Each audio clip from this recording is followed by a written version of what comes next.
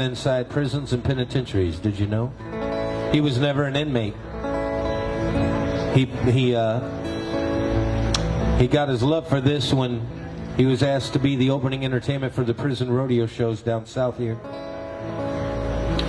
And in 1968, he went to the record company and he asked if he thought it was a good idea for Columbia Records if he recorded a live album inside Folsom Prison. And they said, "Man, that's not a good idea."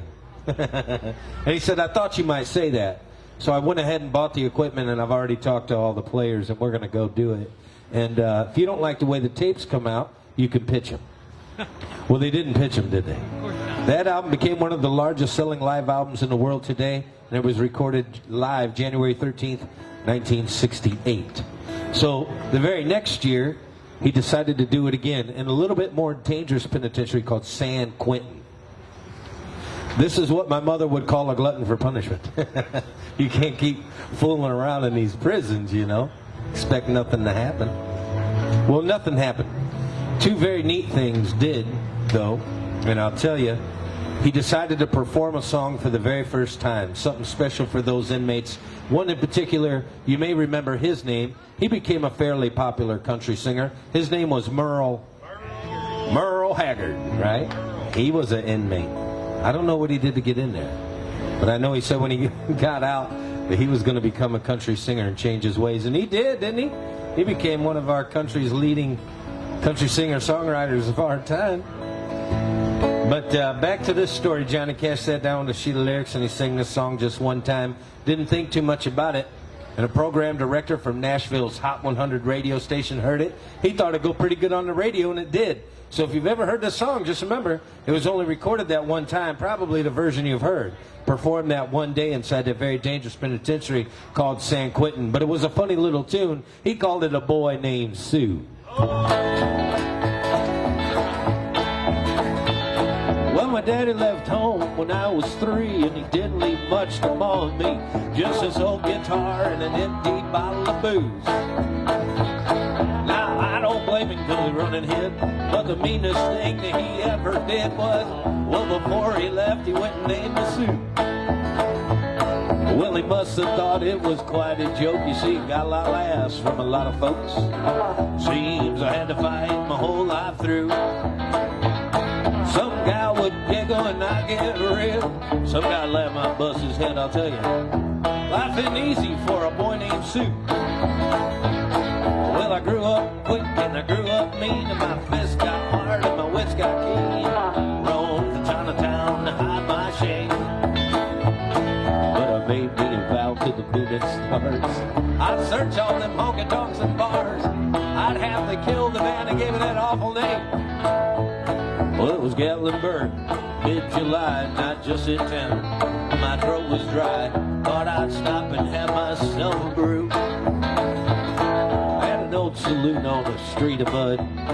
There at a table dealing stud sat the dirty mangy dog that named me Sue. Well, I knew that snake was my own sweet dad from a worn-out picture that my mother had.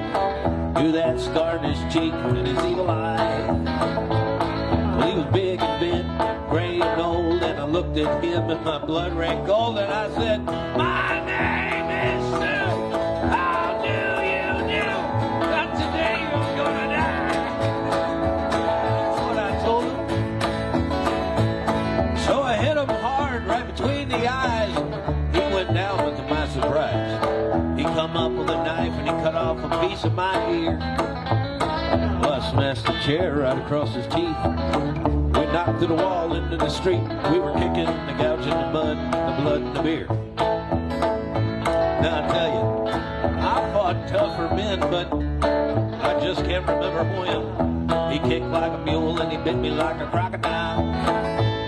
Well, I heard him laugh and then I heard him cuss.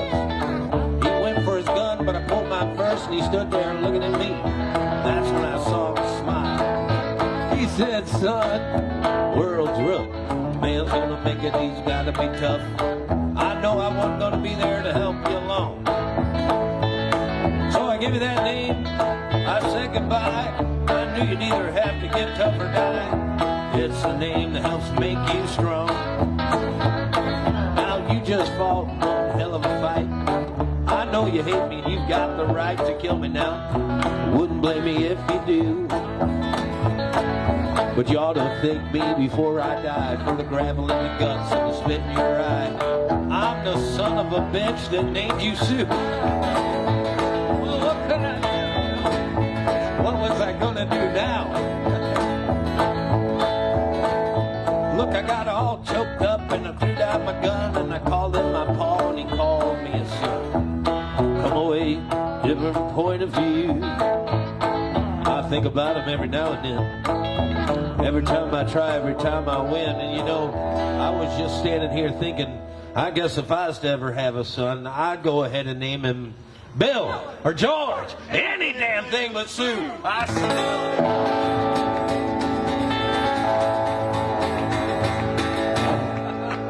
Thank you, brother. Hey, I appreciate it. Thank you for the tips. We really do appreciate it. Thank you so much.